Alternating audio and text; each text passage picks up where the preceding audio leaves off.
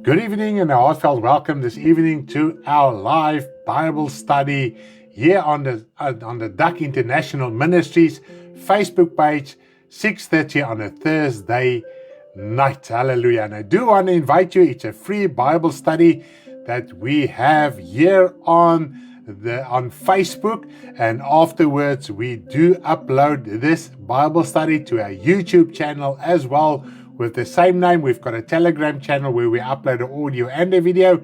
So if you want to follow afterwards as well, if you can't join in live, please contact us so that we can send you the relevant links so that you can also partake in this free Bible study that we have and that the Lord has placed on our hearts to share with you. Hallelujah. Now, as we are tuning in, we are just giving the opportunity, I give you the opportunity to share this message to your Facebook timeline and to your WhatsApp status as we are doing currently. So please go ahead, do so.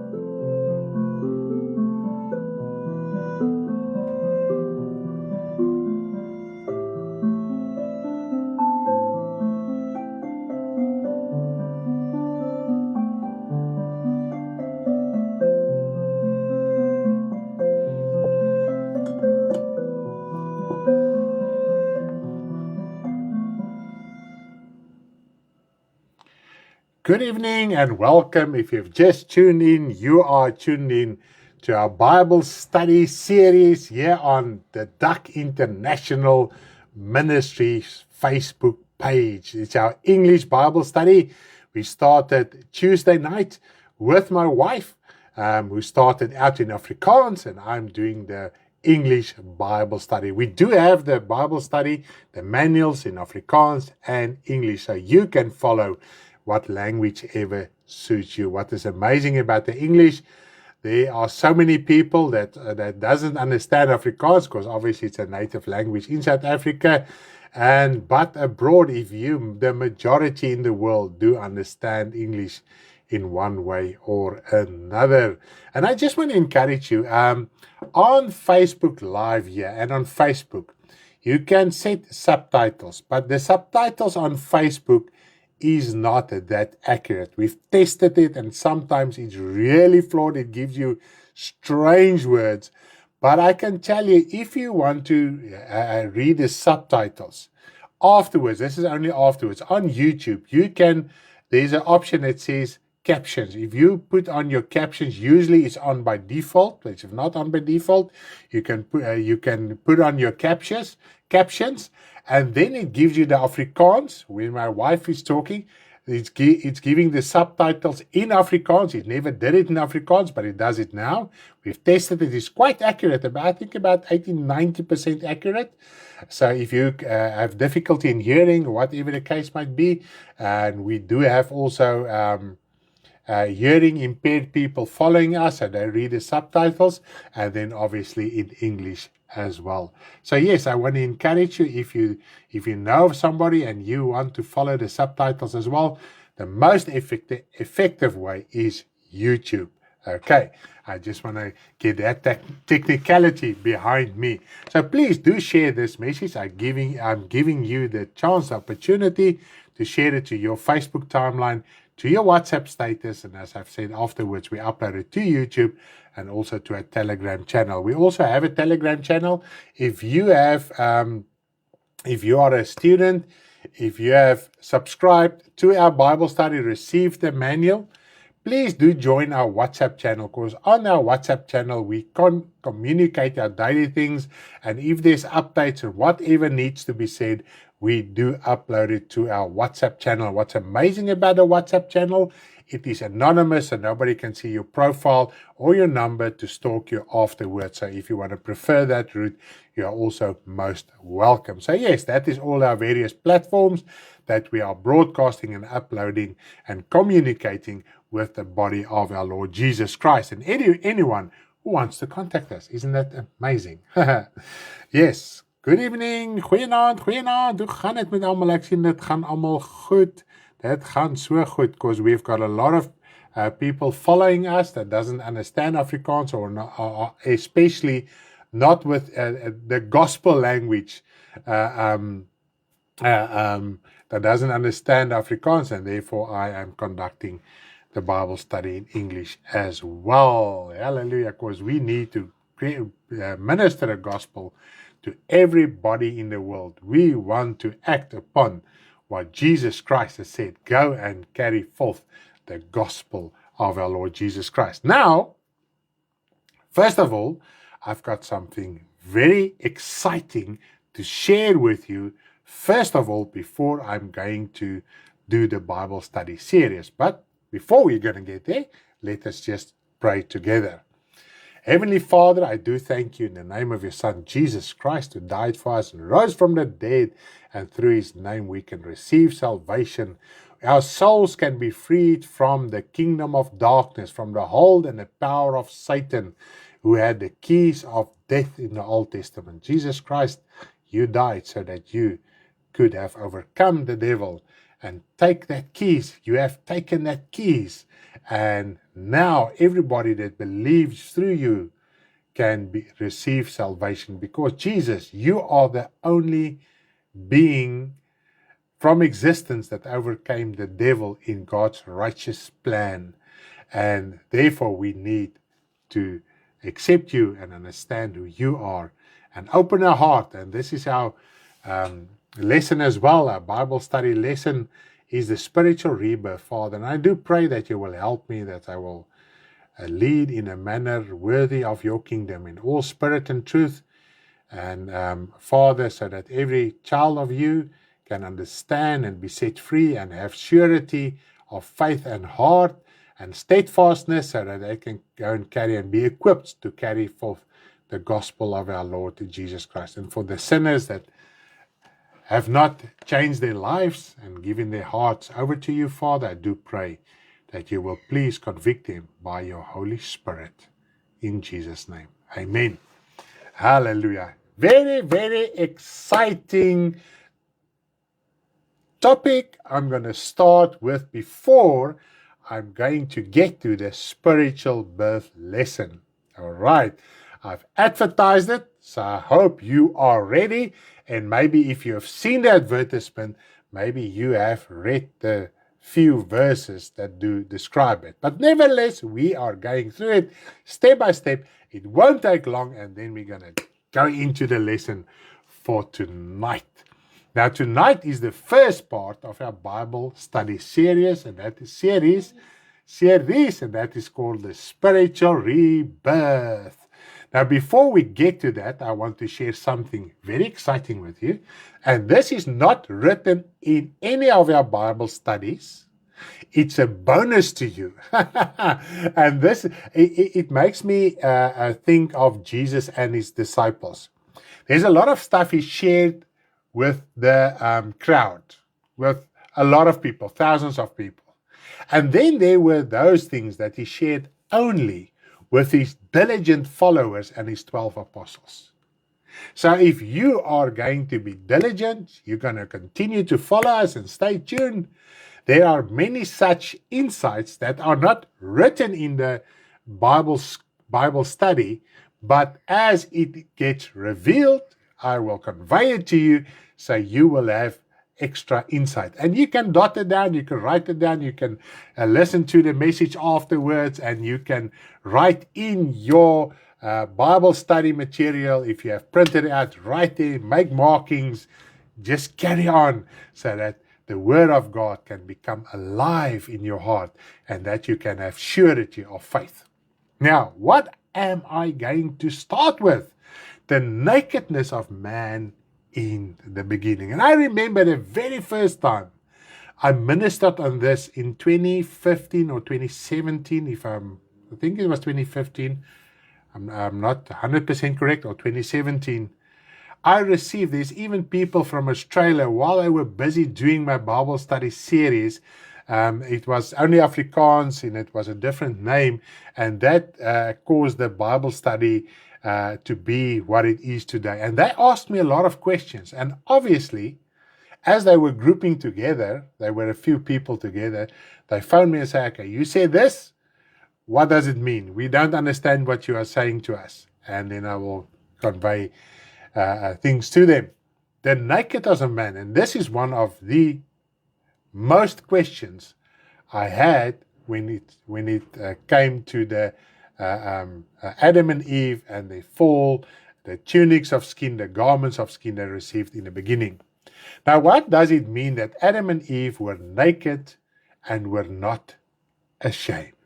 Okay, now this is a most difficult part, especially the part where it says they were naked. Now let us read the two relevant scriptures. That is Genesis 2 verses 25, and then I'm going to continue with Genesis 3 verse 10 up till verse 11.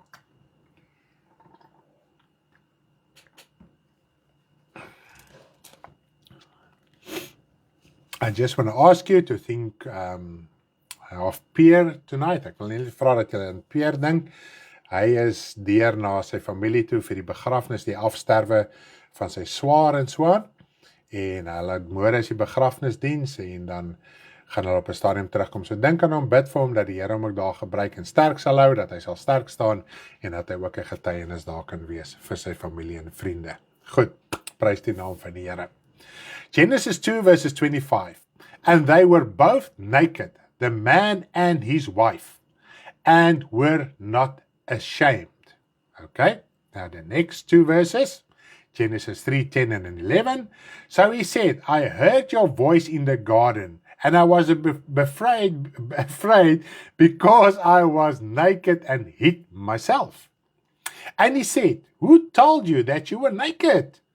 Have you eaten from the tree which I commanded you that you should not eat? Okay, first of all, in general, as we read the Bible, nakedness is mainly expressed as something sinful. Okay, now this is the most challenging part to understand. Hallelujah. Are you excited to know what that means? Give me a thumbs up, yeah, on the comments. Please, please, please talk with me. I see already people are showing hands. Amazing. Praise the Lord. Amen. Good evening. Are you super exciting? I just want to see a few comments, then I'm going to continue. This is the most challenging part. The fact that they were naked and they weren't ashamed of each other. Now, when thinking naturally or carnally like we are now in this body, it makes no sense that it states that the only two human beings on earth were not ashamed of each other. Why even mentioning something like that? Okay? In retrospect, husband and wife are not ashamed of each other. Okay? In a marriage life, if we are now thinking this whole thing carnally, okay? We're going to get to the reality of that now.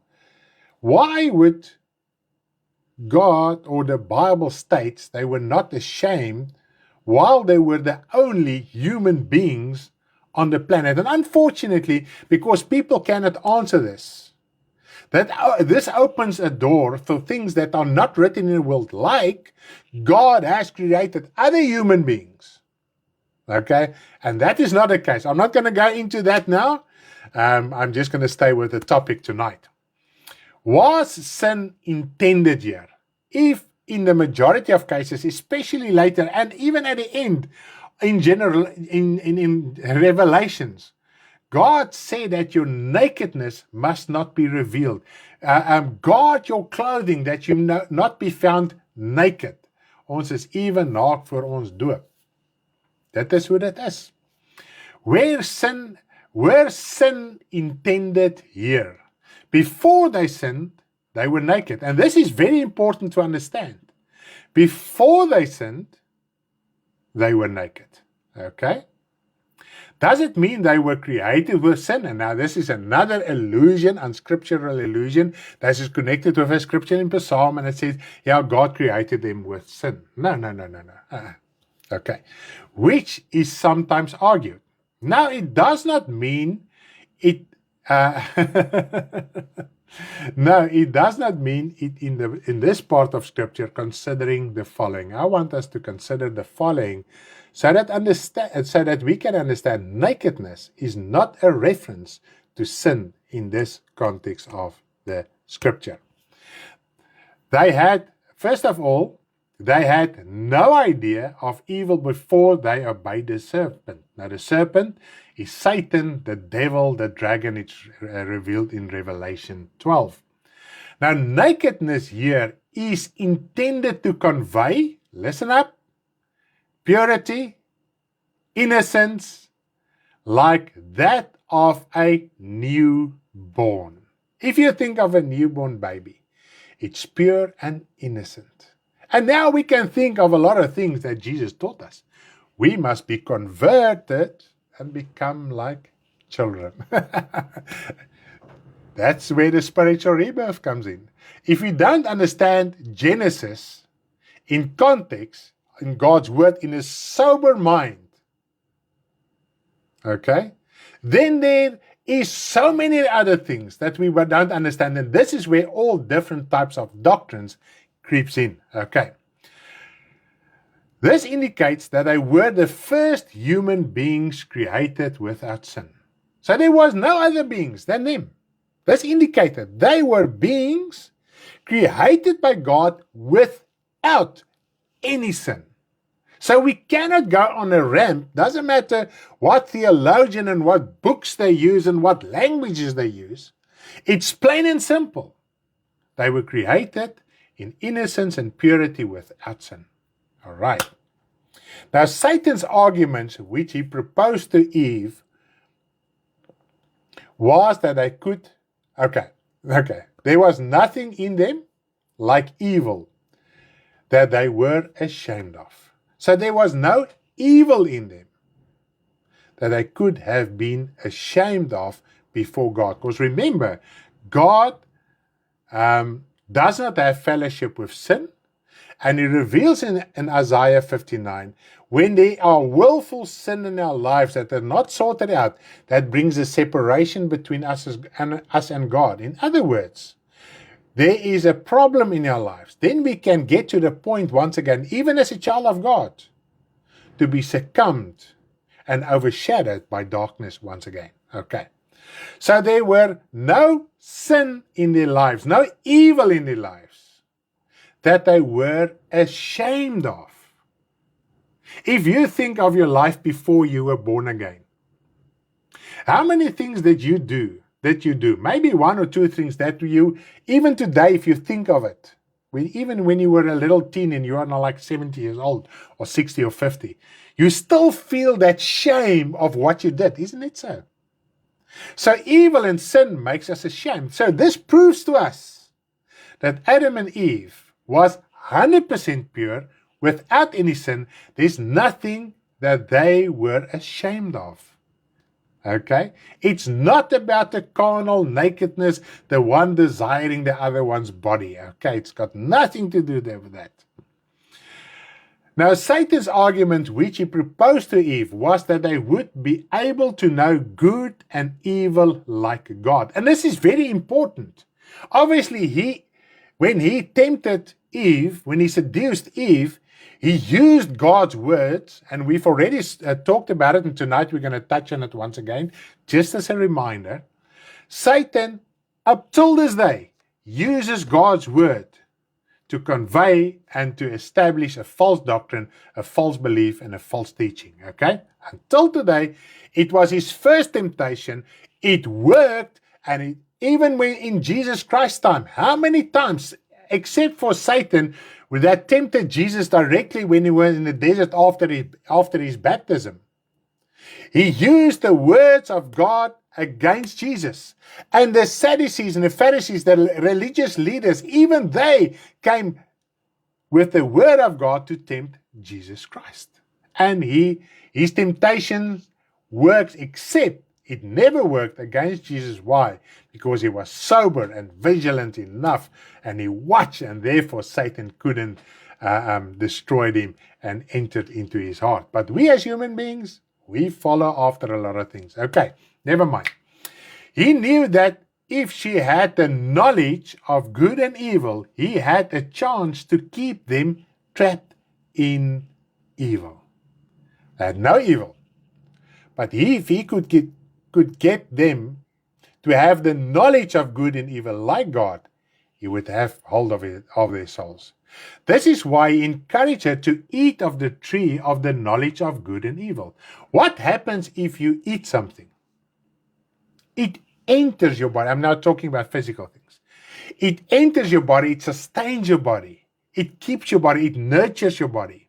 Now she desired, in other words, craved the knowledge to know good and evil, because she opened her heart to the serpent. When she ate of the knowledge of good and evil, it filled her soul. Thus it became part of her for the first time. The same happened to Adam when he ate. So for the first time, evil entered in them. It became part of who they are. And they were not created like that in the beginning. They were created naked, pure, sinless. Because of this, their sinless, pure souls were filled with the knowledge of evil as well. Then they realized it and hid themselves from God. And don't we do the same? This is why people don't want to come to the Lord, because they don't want to let go of their sinful ways and their wrongdoings and their wrong doctrine and false doctrines. They don't want to come to the truth. And this is what Jesus Christ says. Those who live in darkness don't come to the light so that their works can be exposed. Okay? God had to separate them from his presence because he does not have fellowship with sin. This is why he drove Satan out of his kingdom. Okay? Although God knows good and evil, it is not part of his being. And this is very, very important to understand. God knows what is evil. He knows what is good. But it's not part of who he is, because he is only light. He created the devil in the beginning, before the devil rebelled against God.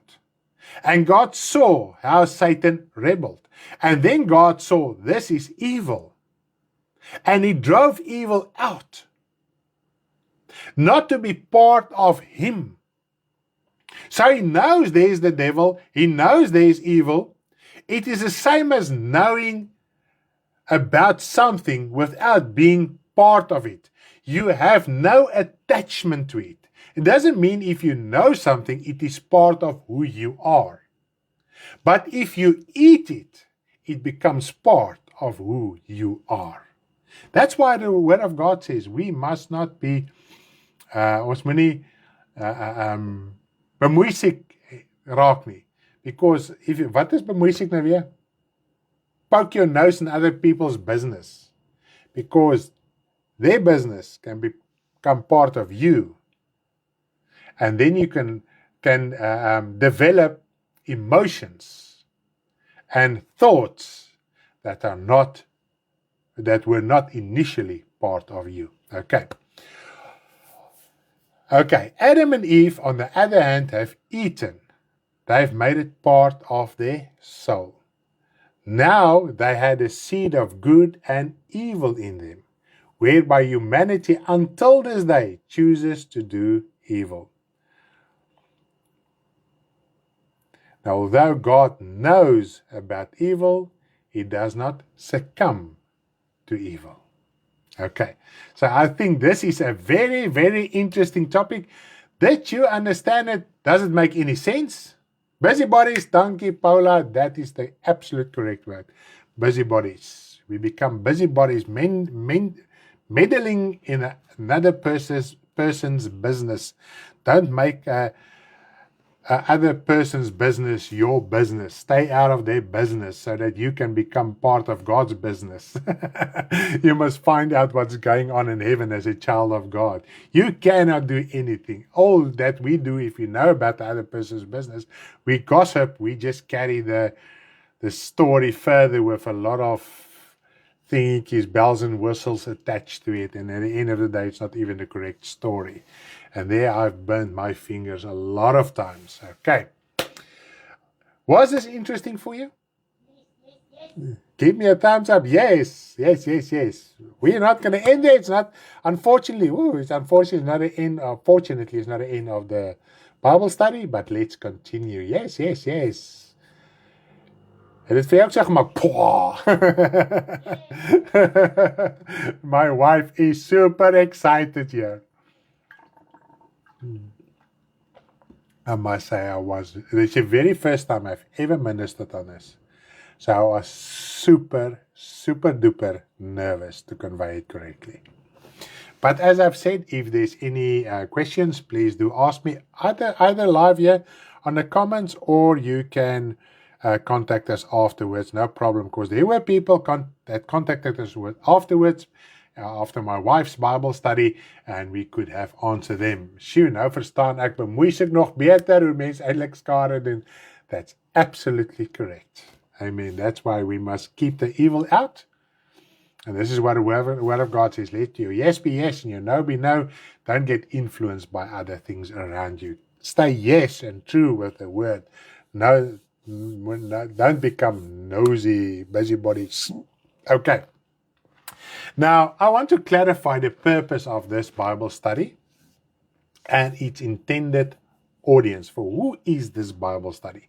Many of you may have served the Lord for years, or hold a spiritual position, a leadership position, or have completed one or more pastoral courses. Then you will ask, why should I be part of such a Bible study group? Now, first I wrote this as a Bible school, and then we decided, as the Lord laid it in our hearts, let's do a Bible study. It will be way more effective, and that's got people excited and on board. So there's a lot of new people coming with us in this Bible study. Now, in this Bible study series, we discuss each topic in detail so you can be confident that what you believe is true and steadfast. Like we have just done with the nakedness. That is interesting. That is the thing still lying ahead that are biblical sound. I just want to tell you what I've said right in the beginning, the message in the beginning, the topic in the beginning. An angel did not appear to me. I did not go in some weird trance or had some weird spiritual experience.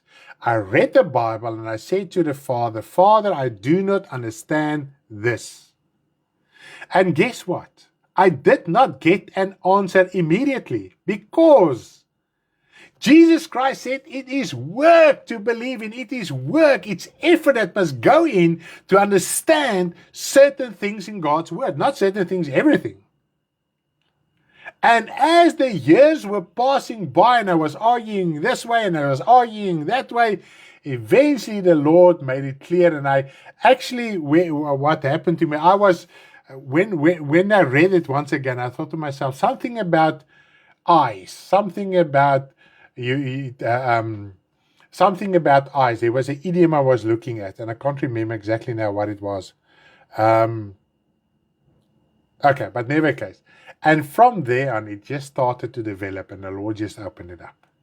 Okay? Stuck with the scripture on hand. All right. So far, and I do believe if your foundation is firm and steadfast, you will only accept the guidance of God's word in its full context. The truth has only one opinion, but the lie has many. There's only one God, the Father, the Lord Jesus Christ, and the Holy Spirit. The one Spirit testifies and relays what he receives from the one God and Jesus Christ. He does not speak on his own authority, but will guide us through the written scriptures which were inspired by him, which he received from God the Father through Jesus Christ. Now this we can all read in John 16 verse 12 till verse 15. The Holy Spirit will never do and make you experience things that are not scripturally sound. Never ever. But for almost 2,000 years, God used his Holy Spirit to inspire people who are obedient to him to write things down for us so that we can have a basis of faith, a foundation of faith that we can go back to. So God invested, if I can put it in human terms, invested almost 2,000 years in various circumstances. And basically every person whom God used to write something in the Bible went through severe persecutions and trials, even until death. Now the Holy Spirit, why will he, if God invested so much time and effort, the Word of God says even the Word of God is purified 7 times in the furnace of the earth. Why will he now, all of a sudden, abandon 2,000 years of work and tell us things that are not written in the Bible? Okay? Our basis of faith is the Bible, and the Holy Spirit will only testify of that because God used the Holy Spirit to inspire people to write things down for us. So God's Spirit will clarify what is written, as we've already discussed earlier. Okay, that is John 16 verse 12 to 15. I'm not going to read it. You can read it on your own. The goal is not to convert you again, but that you can understand biblically what spiritual truths and power there are in each facet of our faith that we obediently do. Now, the intended purpose is not to convey mere knowledge, and this is what we must understand, but to make us understand what the reality is of our faith, so that we can take up our responsibility in sober thinking and convictions without fantasy tales. So if we're going to use this only for knowledge, you are not going to endure until the end. But if you are going to open your heart and accept and do as the scripture says, then all the other things, like we have just said in the beginning, it just gives surety of faith and faith within the Word of God. That's all. It gives you steadfastness. But it's still up to us whether we're going to do what God expects of us or not. Now, God is sober and is real. And it's very important to understand this. He does not live in a trance or is out of control. Neither will he expect it of us. So he won't, like it's said in the Christian church, make the Spirit come over you so that you can be out of control in this trance and you don't know where you are. God knows where he is. He's sober. Jesus Christ knows exactly where he is. All the angelic beings knows where they are. And we need to be sober. And if we are led by the Spirit, we live in sober reality. Now, the gospel that Jesus and the apostles and believers lived by and preached was a gospel of reality and sober thinking, not this emotional, spiritual hype and fantasy we see in the Christian world today. Because it's all about experiences, spiritual experiences and encounters. There's no such thing. There's no biblical basis for this. Scriptures get perverted and twisted and ripped out of context without realizing that the few scriptures by which our certain doctrines is based on is in context with 32,000 other verses. And if we do understand that, and this is the purpose of this Bible study, is to clarify these things so that the truth can be revealed once again. Not some strange experience that I had in my closet. Not even Paul. And he had a legit spiritual experience after he was stoned to death. Now, if your body dies, your soul is, you experience that your soul is in God's kingdom, in the spiritual world, like Paul's soul was in God's kingdom. That's why he saw things in the third heavens, in paradise. That is where his soul was.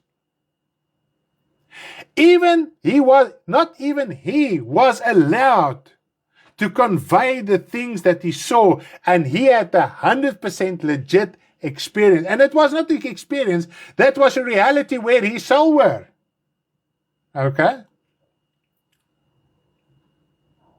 We must understand this. We are so running wild with our emotions.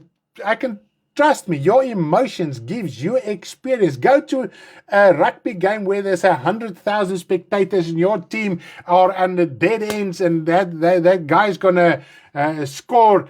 I'm telling you that 100,000 will get up and cheer and shout, and you will get shivers from your head up till your toes. So shivers and goosebumps is no measure for the Spirit of God. The Spirit of God is in you or is not in you. That's it. That is how easy it is. Okay? Therefore, we cannot read more in scriptures than intended. There are many things that you might do in obedience to the gospel that are right. But to be steadfast and immovable, there are many aspects that brings certainty. That's all. That's the purpose of this Bible study. There's a lot of things that you do right. You do it every day. What you're doing is perfect. But then somebody will question things and you get shaken. And the purpose of this Bible study is to help you to stay immovable. Okay. Not just certainty, but also enables you to convey what you have learned with authority. Certainty brings authority. That is just logical. Okay. So open your heart and delight yourself in the riches of God that He has for us. That's amazing that it aan die lig kom, yes. And when the truth, this is amazing, when the truth comes to light, the darkness manifests. And now at our last prayer meeting, somebody prayed for us and said, help Stanley and Karen, because with this Bible study, they're going to get a lot of resistance. I don't know if it was Paula or Elmarie. I'm corrected there. And I tell you, it was there up till this moment. The resistance was there. The arguments were there. But God helped us. Thank you for your prayers. God helped you. And we need it until the end, because there's going to be very interesting things. And as the lie gets revealed, the truth gets revealed, the lie also gets revealed, and then it wants to fight the truth to bring it down and destroy it. But it's not going to happen. It's not going to happen.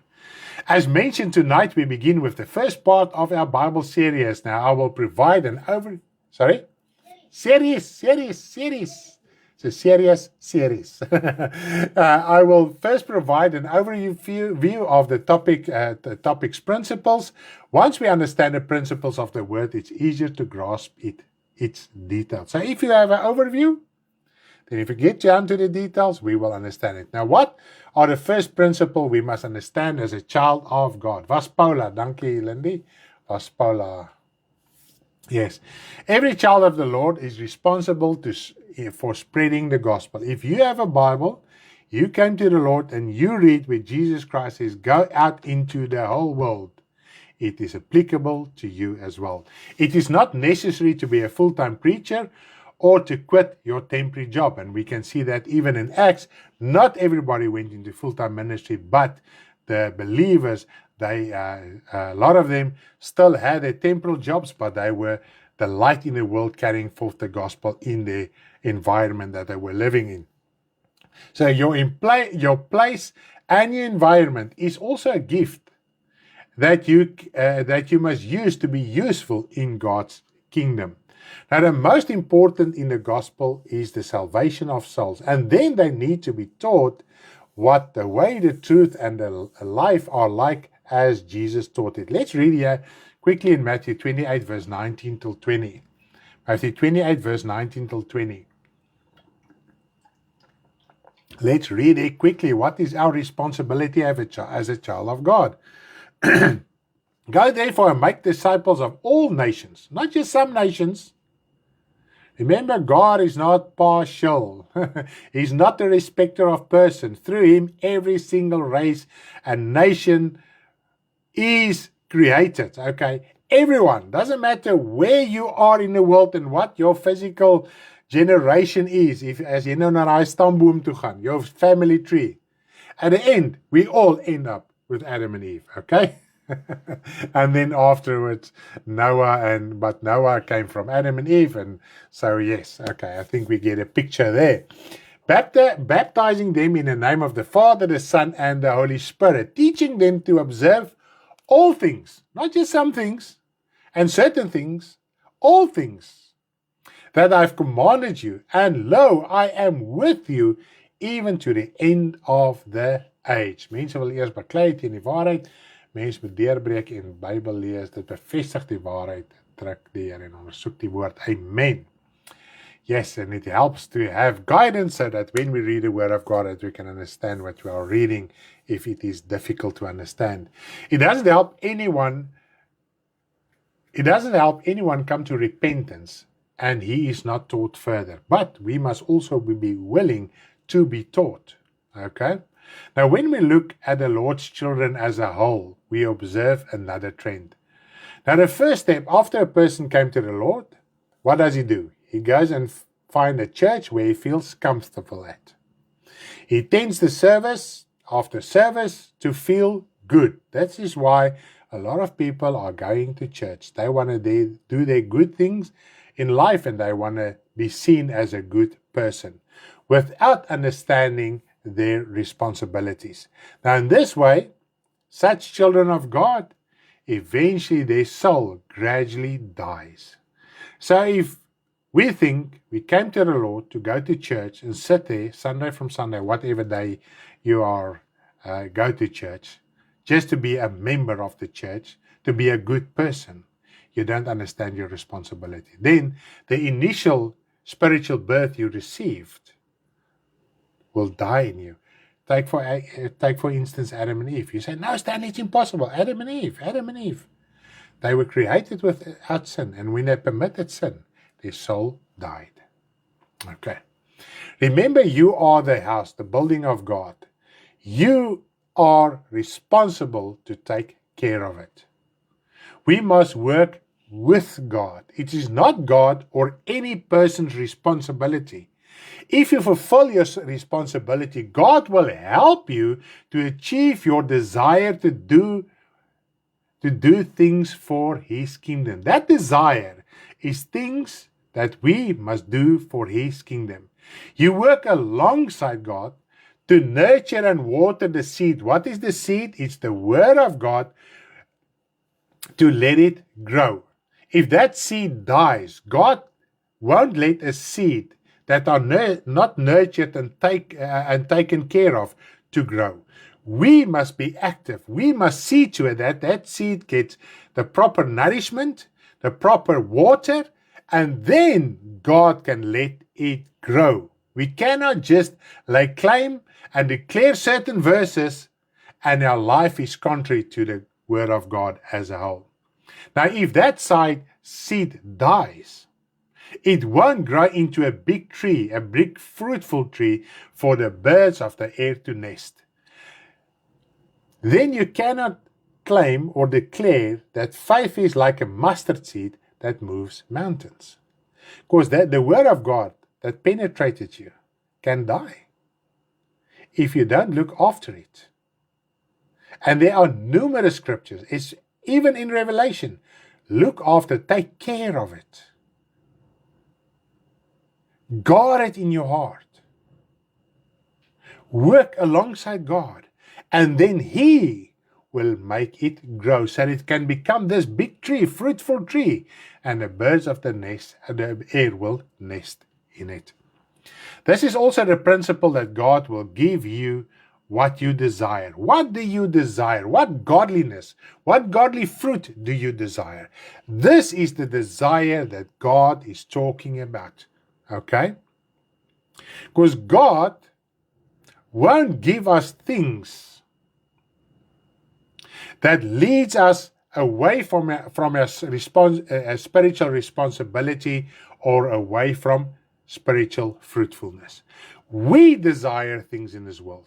God does not desire anything in this world. Not even the devil desires this. He just merely uses the visible to entice and tempt and seduce us to hold our soul in his power and grip, and then ultimately in darkness. Okay. Now, what is the gospel about? The gospel as a whole is about to bring forth a divine generation. This is a godly offspring, as we read in Malachi 2 verse 15. I just want to read this verse to you. Malachi 2 verse 15. Are you still with me? Do you understand what I'm saying? Kerk is gedaante van godsaligheid as mense net sit en luister en aangaan soos altyd. Yes. And tell me, I can tell you, if you are active, if you know what's your responsibility, you don't want to sit still in the church. Okay. Malachi 2 verse 15. But did he not make them one? That is Adam and Eve. He made them one. It was two individuals whom he made one. God the Father and Jesus Christ is two individuals who are one. Having a remnant in the spirit. And why one? He seeks godly offspring. Therefore take heed to your spirit, and let none deal treachery with the wife of his youth. So, God sought right from the beginning. And when we even see the teachings of Jesus Christ, I just want to mention this as well. When Jesus gave teachings about principal things that I asked him, he always referred back to the beginning, not to the law. They enticed him, they tempted him with the law, with what was written in the Old Testament. But then he always referred back to the time when there was no sin. God intended for us to live like Adam and Eve without sin all the time and bring forth a godly generation. Okay, we're going to talk about that now, because this is getting quite interesting. How could have Adam and Eve have brought forth a godly generation? Now, first, we must learn and be permitted to be taught by sound biblical doctrine, not unbiblical spiritual experiences. Only then, through times of testing, can we teach others. And let's see if it's scriptural. 1 Timothy 3 verse 10. 1 Timothy 3 verse 10. But let these also first be tested. We're going to see who is it. Then let them serve as deacons, being found blameless. Okay? So if anyone wants to serve in the kingdom of God, he must be first tested. And this is the problem why people don't want to be active, because they don't want to go through the testing phases. But there's also the parable of the lazy servant who refused to do anything, who just sat in the church, service after service, while his soul is busy dying, full of excuses. I can't do anything. This is my position. This is my hordes of excuses.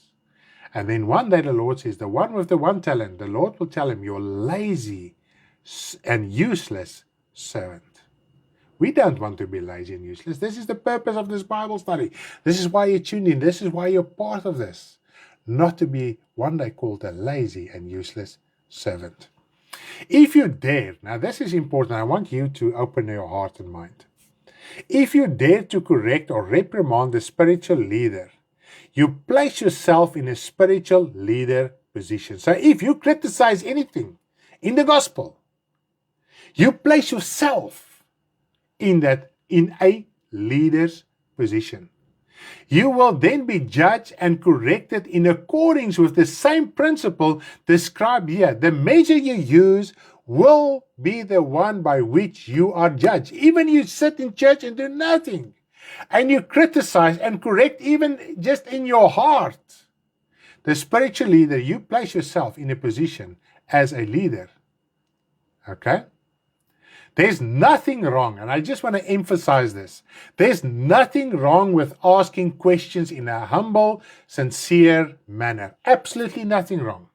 Even in the early church, they came together and discussed things. And if there were differences, they prayed about it and asked the Lord. And because they did not have a Bible like we had, God revealed to them things that they wrote down, which is the Bible. This is the answer that answers they received, how they conducted their spiritual lives, how the church grew at that time, so we can learn from them, the answers they received. You don't have to receive other answers than what is written in the Bible. Okay? This makes so much sense. Okay? But to force doctrine and argue with spiritual leaders, you judge yourself to be a teacher of the word. All right? So I think there are churches or congregation members, millions, who are actually teachers or placed themselves in a leadership position, and they are sluggish and do absolutely nothing. Who is the best player on the rugby field or in the soccer field? It is the spectator, isn't it so? Doing absolutely nothing. Correct? Okay. Now you can go and read through 1 Timothy. And let me just run through this quickly. Okay, that will be quite quick. 1 Timothy 3 verses 2 to 7. If you place yourself in that position, what is the thing around it that we need to understand? A bishop, that is a spiritual leader, then must be blameless, the husband of one wife, temperate, sober-minded, of good behavior, hospitable, able to teach, not given to wine, not violent, not greedy for money, which is the biggest problem in the church. That's why it's all the evil in the church. But gentle, not quarrelsome, not covetous. One who rules his own house well. Okay? Having his children in submission with all reverence. So he must be a humble person, submitted to God in all humility and love, so that he can also teach his children to be the same. Okay? For if a man does not know how to rule his house, how will he take care of the church of God? Not a novice. That is a person new to the faith or immature that follows every doctrine, lest being puffed up by pride, and this is the norm in a Christian church, is to be puffed up, he fall into the same condemnation as the devil. So we condemn ourselves if we place ourselves in certain positions and we don't do what the Word of God says. If we live contrary, this is just a few points Paul wrote here. If we are not willing to follow after holiness in purity, we come under the same condemnation as the devil. Moreover, he must have a good testimony among those who are outside, lest he fall into reproach. That is to be despised. And the snare of the devil, fall into the devil's trap like Adam and Eve. There are so many people out there. They will just leave you a comment and correct you. And you cannot talk to them in humility. Unfortunately, such people has fallen into the trap like the devil, in the same condemnation, because they are puffed up with pride. They don't come in humility and talk things through. Okay. You become a disciple through your rebirth, and then you must qualify yourself to make other disciples. Okay, we've read that scripture. Everyone must become bold and confident in the gospel. Do you want to become bold and confident in the gospel? Now, if you open your heart and are willing to learn, you get certainty. And if you have certainty, you have boldness. Otherwise, you shy away from confrontation, and this makes you retreat to, at the end of the day, do absolutely nothing. Now, the purpose of this Bible study is to learn and to be equipped to be a disciple maker, and also to teach all things, to observe all. Okay, so we must teach all disciples to observe all. Now we can also, there's also a scripture in Ephesians 4 which agrees with what we've just said. You can read it in your own. Ephesians 4, what is the purpose of gifts? The purpose of gifts is to edify the body of Christ so that we can come into a unity in the Lord Jesus Christ, so that we can all grow up with the same conviction and in a unity of faith and the knowledge of Jesus Christ and God the Father. Now, everyone who is grafted into the vine must be taught to keep the commandments and serve, to be a servant and convey this to others as well. Now, the theme of our first lesson is spiritual rebirth. Now, I do believe most who are tuned in this evening are familiar with the spiritual rebirth. If you are not familiar with it, you can go and read in, I almost said Nicodemus 3, in John 3, where Jesus taught the spiritual rebirth to Nicodemus. Now, in our lesson, we discuss this and clarify what the spiritual rebirth is. And as I've said, I'm just going to run through a few points. And as from next week on, we're going to touch on a few points. And in the lesson, we're going to show you on page this and page that, etc. This is where everything is. But as I've just talked everything through to you, if you're going to read your lesson now, you will pick up on a lot of these points I've already discussed this evening. Now, if we do not understand the spiritual impact of our spiritual rebirth, there's a lot of other facets in our spiritual life that will also be unclear. Now, yes, you have been born again in obedience. But as you continue on your spiritual path, you face many things that could lead to despair, sluggishness, and unfaithfulness. Now, the rebirth is the first step in becoming a child of God, and from there on, your foundation must be laid sure and correctly so that you don't become so that you don't get despaired and sluggish and eventually fall away from the faith. Okay.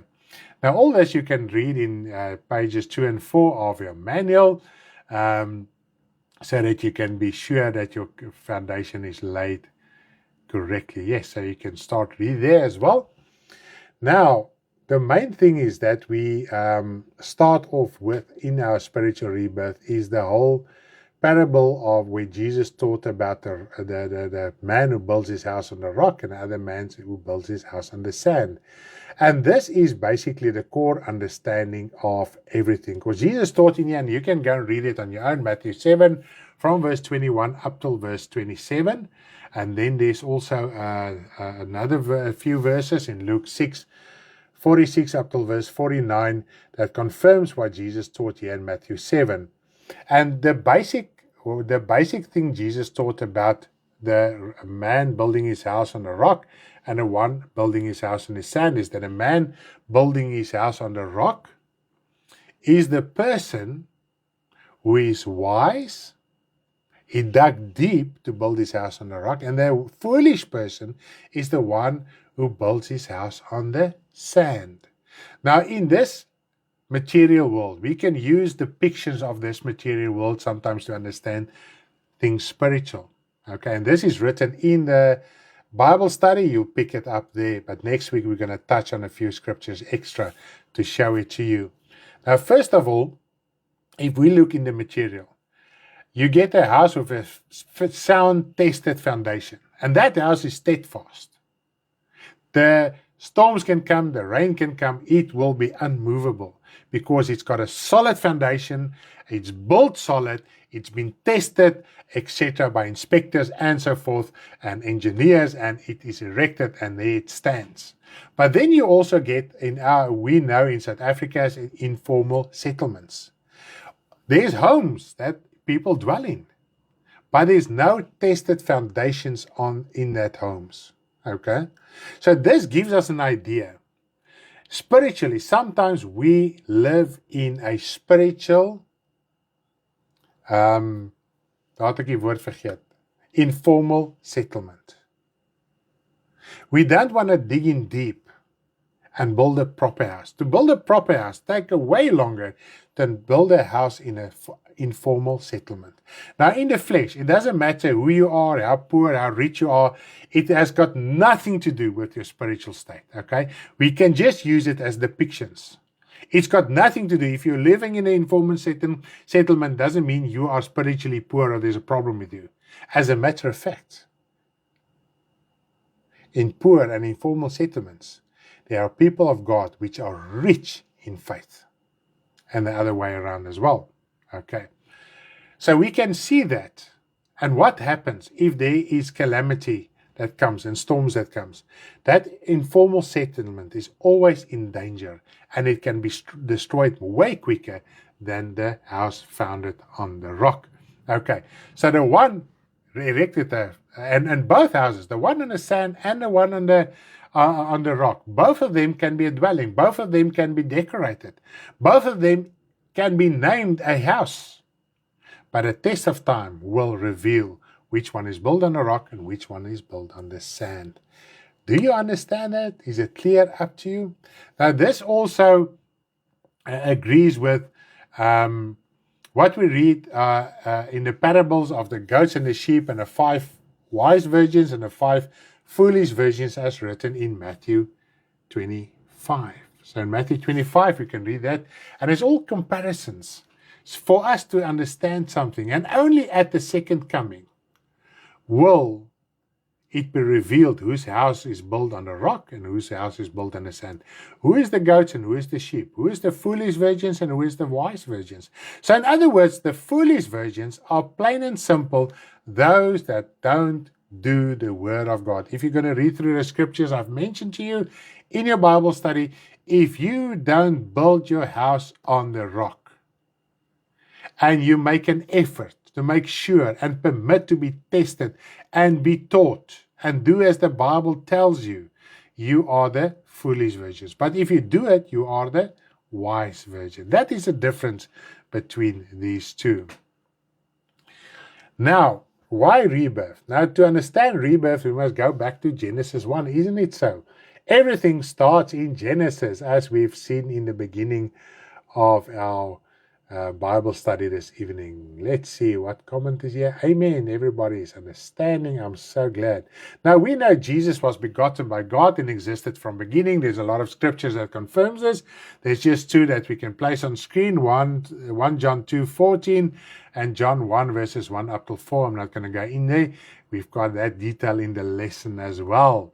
So God created everything through Jesus, and Jesus existed before everything. Okay. He even made man through Jesus Christ. He breathed the breath of life through Jesus Christ. That's why Jesus Christ, before he ascended into heaven, after his resurrection, he breathed over them and he said, receive my spirit, because up till this day, we can receive only the spirit through Jesus Christ. The word is just so amazing. All right. Then God said, let us make man to our image and to our likeness in Genesis 1:26. He meant there that he spoke to Jesus Christ because he did everything through Jesus Christ. Now he made man a living soul. This we read in Genesis 2 verse 7. I'm just going to read it quickly. And the Lord God formed man of the dust of the ground and breathed unto the nostril the breath of life, and man became a living soul. So only after Adam received the breath of life, which is the Spirit of God, he became a living soul, and that changed him into the image of God as well. And what is a soul? The soul is your soul is your spiritual body that lives in the spiritual world. Now, in your spiritual body is your heart and your mind. This is why the Bible says here in Matthew 22 verse 37, and there's other scriptures as well, Jesus said to them, you shall love the Lord your God with all your heart and with all your soul and all your mind. Your soul is your body. If you look at my outside body, you cannot see my brain and you cannot see my heart. You see the body, okay? And obviously a body has got hands and feet, etc., etc. So there's a mind and a heart in your soul to make your soul to function, like my mind and my heart makes my body to function. If there's something wrong with my brain and something wrong with my heart, my body won't function properly. Exactly like in the spiritual world. So it's something strange. We don't have to get strange about this. There's biblical proof and reasoning for everything without some weird revelations that people receive. Okay. Now, your soul is also not this body of flesh and blood. Because remember, before Adam and Eve sinned, they were in perfect in perfection. They were made good, and God dwelt with them. They communicated with God, so there was no separation between them and God. If they had this body of flesh and blood, we've got a problem. Because what we read here in 1 Corinthians 15 verse 50. 1 Corinthians 15 verse 50. But this I say, brethren, that flesh and blood cannot inherit the kingdom of God. Neither does corruption inherit incorruption. So Adam and Eve in the beginning was not flesh and blood, this body of flesh and blood. Okay? Because this cannot be in the presence of God. And God said in the Old Testament, even to Moses, etc., you cannot see me and live. So this body of flesh and blood cannot see God and live. Okay? There's another method to communicate with God other than to be in the presence of God with this body. Okay? At the end of the second coming, this body will be destroyed completely. Genesis 2 verses 21 up till verse 23, just to prove to you that what a soul also has flesh and bone. With this body has got flesh and blood, there's bones in it, but there's flesh and blood as well. It's the blood that makes the difference. But your soul is a body in the spiritual world with flesh and bone, no blood. Okay, so it shows us it's a different body than from the earthly body. And the Lord God caused a deep sleep to fall on Adam, and he slept, and he took one of his ribs and closed up the flesh in its place. The rib which the Lord had taken from man, he made into a woman and brought her to man. And Adam said, this is now bone of my bones and flesh of my flesh. She shall be called woman, because she was taken out of man. Womb man. Woman originally means womb man. Womb man, it means that the woman was taken out of man, out of his womb. So man, Adam, gave birth to women. All right. God breathed the breath of life into Adam, which made him a living soul. And because Eve were in the image of Adam, they both were also in the image of God, and they both had flesh and bone. We even see it after Jesus' resurrection. He showed them, and he said, a spirit, that means a ghost, does not have flesh and bones as he had. Okay. Nothing that happened here was temporary or material. Now, in the beginning, everything was spiritual. There was no time stamp on it. There was no temporal or carnal things in the beginning. Carnality and material things only came after sin. Now, we know that the serpent is the devil. It is Satan, the dragon, as revealed in Revelation 12, verse 9. Now, what method did Satan use to tempt Eve? And this is very interesting. You can read that in Genesis 3, verses 1 to 6, and we can also read in the New Testament in 2 Corinthians 11, verse 3 and 4, that Satan used, as I said to you, mentioned in the beginning, used exactly the same method. He quoted God's word, and that when she opened to his words and when he spoke to her, it blinded her senses, and this led her to disobey God's command. So his first temptation came by quoting the word of God. You as a child of God, if Satan wants to lure you away, he starts with the word of God.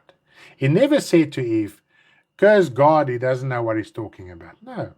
God said, you will be like him. Okay? So he just perverted a little bit. He quoted God's word, then he gave his own interpretation of the words of God. Okay. Now, when God said, if you're going to disobey me, you're going to die, what does death mean? Okay. And this is important to understand. Otherwise, we won't be able to discern between the spiritual and the earthly. This is important to grasp. Now, Adam was soul in the beginning, not this carnal body. I think we've already established that. It is not a physical death as we understand it on earth. So the death that God spoke about was not this physical death.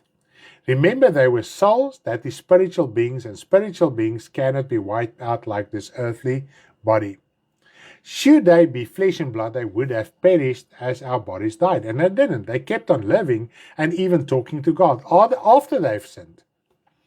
Now, I want us to consider the following to clarify the distinction between the earthly and the heavenly, and to recognize that soul can exist without the earthly body. Now, at the resurrection, that is at the second coming of the Lord Jesus Christ, the earthly body will be raised from the dead and be united with the soul that lives in the spiritual world. The soul will swallow the body that would die, not the other way around. And some souls, those that died before the second coming, who served the Lord and endured until the time of their death, their souls will come with Jesus Christ at the second coming. This is no silent rapture. That is a false doctrine. It's the second coming. They will come with Jesus Christ, and the souls will swallow. This is the first resurrection. Their souls will swallow up the earthly body that will be resurrected from the earth. Okay, so it shows us, and even when we read in Revelation 5, we read about the souls of the martyrs that are already in heaven. So a soul has a definite body. It's got flesh and blood in this, not flesh and blood, flesh and bone in the spiritual world. Okay, so it's a different body than from this. Now, in the Old Testament, I couldn't understand it. And only from Jesus Christ, it was revealed how it really worked. Now, the other souls, those that were disobedient to the gospel, their souls will remain, they will die, their bodies will die, and will decay for this 1,000 years. And then only at the end of the 1,000 years, their souls that were in darkness for 1,000 years, then only after the 1,000 years, their bodies will be resurrected, and their souls will also be united with that body, swallow that body, but they will be cast into the lake of fire for all eternity. So death means separation from God. It doesn't mean it's wiped out. It doesn't exist like this earthly body. I think we can understand that. Hallelujah. And because the fact that man brought in sin, that brought about the curse, because sin is cursed. Sin is not approved by God. It's contrary to who God is, and therefore it is cursed. Now the souls of Adam and Eve were driven out of the presence into darkness. They stayed in darkness, therefore God had a plan to deliver man's soul from darkness, and this is the principle of salvation. The principle of salvation, and this is why Jesus Christ died, is to deliver our souls from darkness. Okay? And it's very important to understand this. It's not about the carnal world, the material world. First of all, Jesus died so that your soul can be released from the captivity of Satan in darkness. Now, we must remember that God is righteous, and everything that He does in love and in righteousness. And because of this, He couldn't just deliver man from darkness. Otherwise, He was compelled to take Satan back into His kingdom as he is. So God is righteous, and He had to work out a plan in righteousness how to deliver man's soul. Thus, God's plan in righteousness was to work according to a plan to set man's soul free from darkness by forgiveness. Now, this is interesting. If we read in Revelation 3 verse 7 and also Revelation 1 verse 18, where Jesus took the keys of Hades and the keys of David. What was that keys? He even said to Peter and later to us as well, I give you the keys. What was that keys of the kingdom of God? It was forgiveness. Now, because Adam and Eve willingly surrendered to the devil, Satan got hold of the keys of forgiveness. God could not and could not in His righteousness forgive humanity.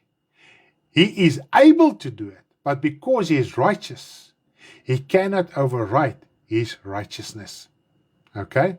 And we need to understand this. So from that moment on, forgiveness was taken away. Satan had the keys that would grant us forgiveness. And therefore, Jesus Christ, when He died, we can read this. Let us read here quickly. Revelation 3 verse 7. These things says, He who is holy, who is true, who has the keys of David, he who opens and no one shuts, and he who shuts and no one opens. And it also writes here in Revelation 1 verse 18, and I have the keys of Hades and death. Because man willingly surrendered and gave everything over to the devil, their souls, and they were held captive. God had to work out a righteous plan to get hold of the keys so that he can forgive man. And because man willingly succumbed to the devil, he must now willingly open his heart to give his life to the Lord, so that the Lord can change that in his life as well. Now, at first, before man sinned, he was soul and spirit, because of the Spirit of God in his soul. Then, after his sin, God created garments or tunics of skin. Okay, what is this garments or tunics of skin? This is this earthly body of flesh and blood.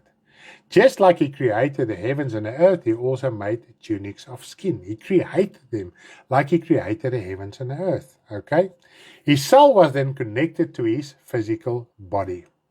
And the moment that happened, he was now soul, body, and spirit. Earthly body, soul, spiritual body with the Spirit of God within his soul. And in his soul is his mind and his heart and his thinking and everything that makes his soul to function. Okay, but it was in darkness. All right.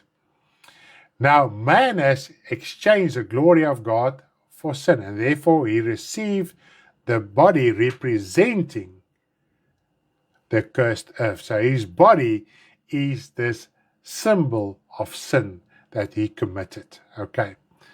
The initial earth and man now was completely separated from God, while his soul is in darkness. And the moment when man received the tunics of skin, he was completely banished and cut off from God's kingdom. And that is where the plan of God started to work. But because of the Spirit of God still in man's soul that was connected to his body, God could give man insight. And we read how Eve said, I bore a child with the help of God, because she got insight. God didn't leave heaven and came and help her. She received insight through the Spirit that was still in her soul. Now, until Jesus Christ, until the fall, man was soul, body, and spirit. Then God said to Adam, to Noah, that I'm going to remove my spirit from man's soul. He's not going to dwell in his soul anymore. That is Genesis 6 verses 3, because of his sinful state. And from there onwards, up till Jesus Christ, man was only soul and body without the Spirit of God. So now he was only soul and body without the Spirit of God. In carnality, trapped in darkness, his soul, while his body was living here on earth. Okay, does everything still make sense? Ek sien daai ding, ek gaan nou land. Now we must remember, in the spiritual world there's no gender. There's not male and female like we have. And God commanded him right from the beginning to bring forth a godly generation. And in the beginning, it should have been in a spiritual, pure manner, not in a lustful, earthly, carnal desire. But because man received this carnal body, everything changed. Okay? Now we are brought forth in a carnal way. God said to man right from the beginning, he has the ability to create. God blessed him and said, bring forth. In other words, God gave them ability to create. And woman was disobedient first and foremost. And when her disobedience only had an effect on her as a person. So she received the body. And the Lord says, from now on, you will bear children with sorrow and pain.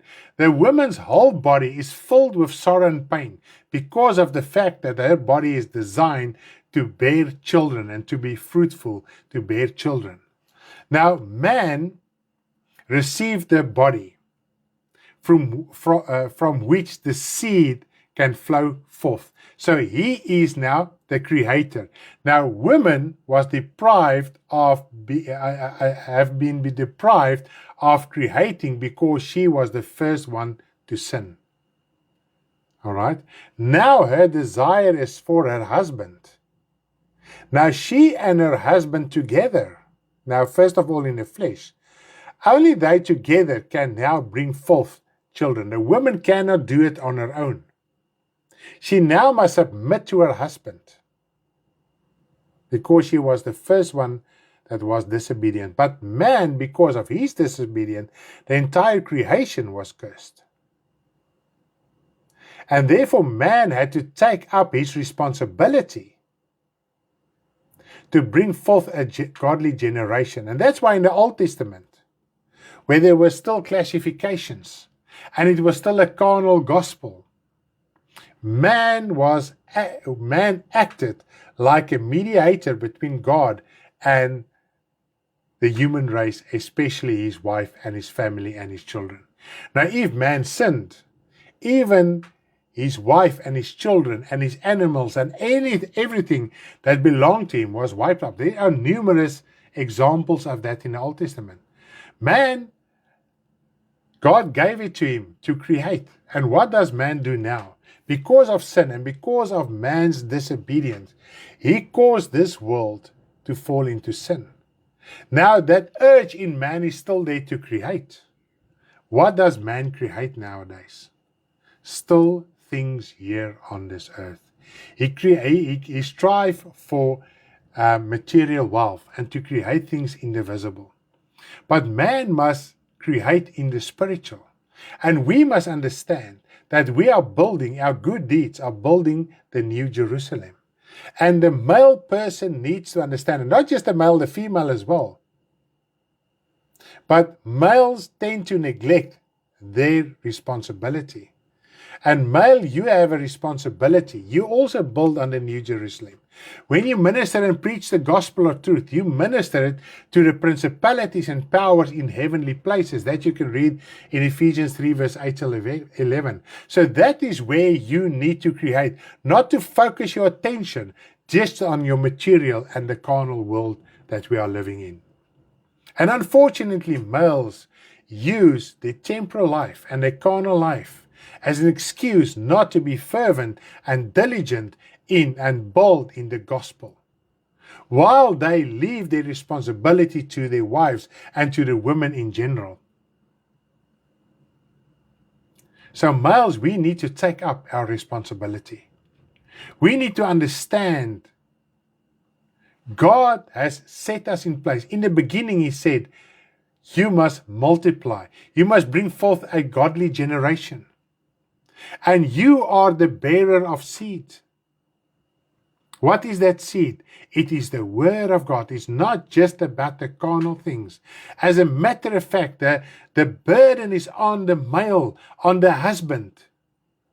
He creates here, he sorts things out here, and he has this spiritual responsibility.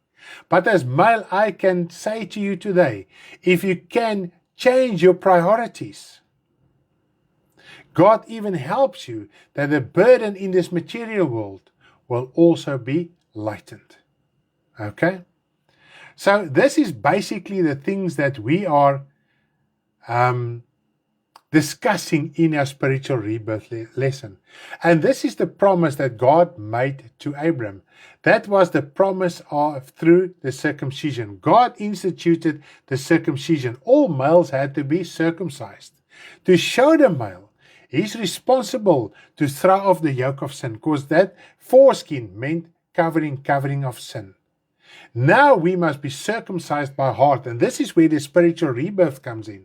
You must become this new creation. You must permit and open your heart that God cuts off this foreskin, this covering of sin, so that you can see clearly and be covered by Jesus Christ.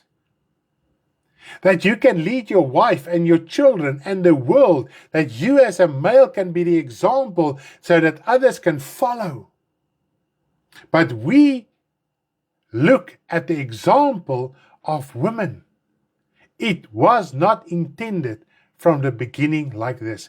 If a woman takes hold of her spiritual life, she will be saved. And if we look at women that are single must submit to the spiritual authority God has placed in your life and work alongside with that spiritual authority. This is also biblical. This thing that women just go out and minister and have their ministry on their own is 100% unbiblical.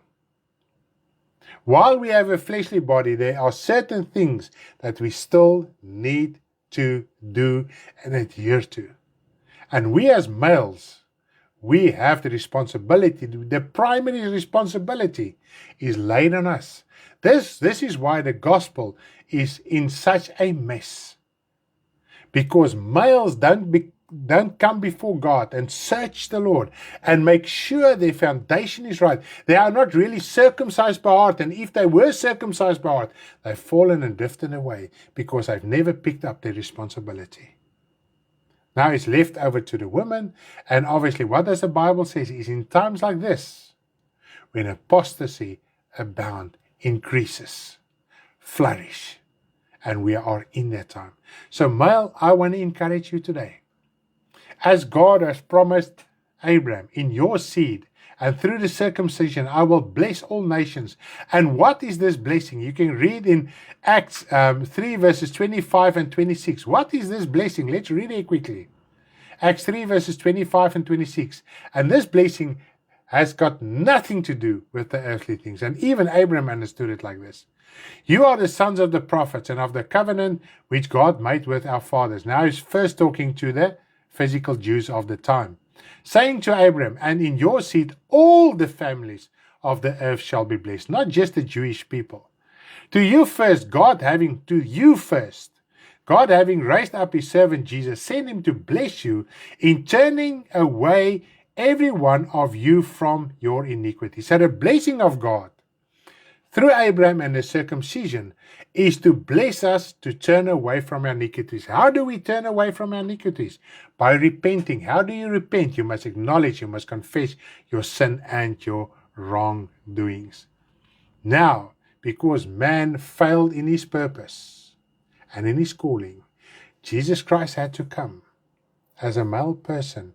And all the Old Testament circumcisions was prophetic manifestation, how sin will be removed through the male, and that is Jesus Christ. Now we are all, Jesus Christ is now husband, he's our leader, and we all must submit to him and listen to him and hear what he says, so that his pure seed, when it penetrates us, that we can bear fruit for his kingdom.